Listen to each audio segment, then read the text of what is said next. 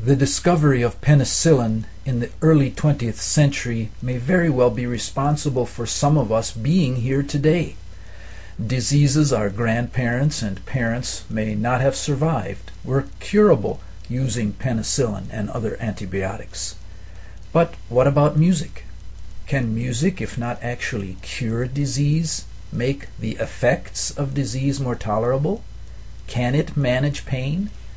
This week's lecture will be shorter than others, since I will be stepping aside periodically as you read several studies on this very topic.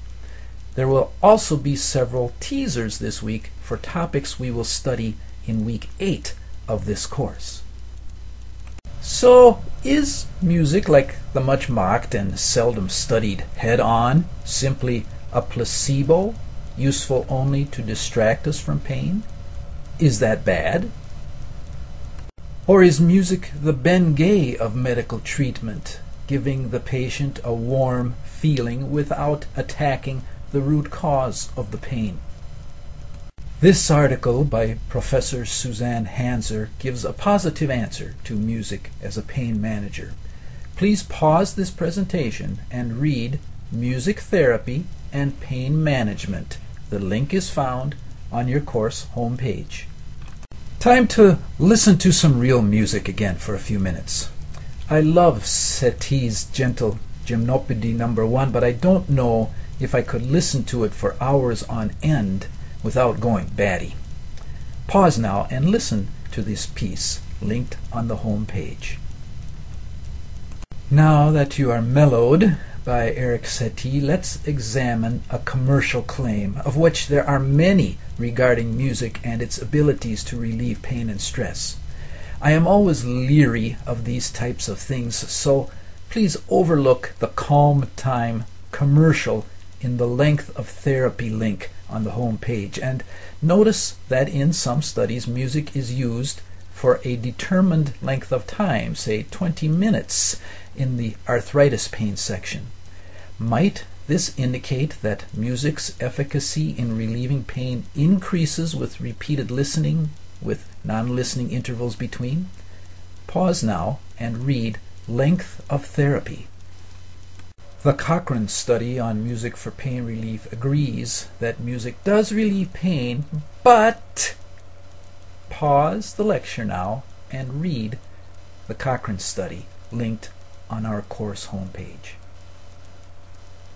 Please pause again and read the small study link, small in the number of subjects studied. I told you I would be stepping aside for much of this lecture. Perhaps some of you are familiar with the Journal of Advanced Nursing. Pause again to read this short abstract on the effect of music on power, pain, depression, and disability. We will be discussing music as a therapy for depression in week 8. Here's a study from Laura Mitchell indicating that music is the best of the arts in pain management. It also talks about personal choice of the music that patients bring to the session. Feel free to replicate this study using ice water if you wish. I won't, but you may. So far, all the studies we have read support the beneficial effects of music on relieving pain. As we come to the end of this week's lecture, we are going to inspect something I know little about and therefore am skeptical of, since the material I've read on it and websites I visited give it a West Coast touchy-feely Eastern religious mystical aura. But even educated minds, if they are wise, must admit with Shakespeare's Hamlet that there are more things in heaven and earth, Horatio, than are dreamt of in your philosophy. This assignment will take some time. Read Toning, a Master's Thesis, written by Margaret Deek in 1990, a decidedly non-mystical paper.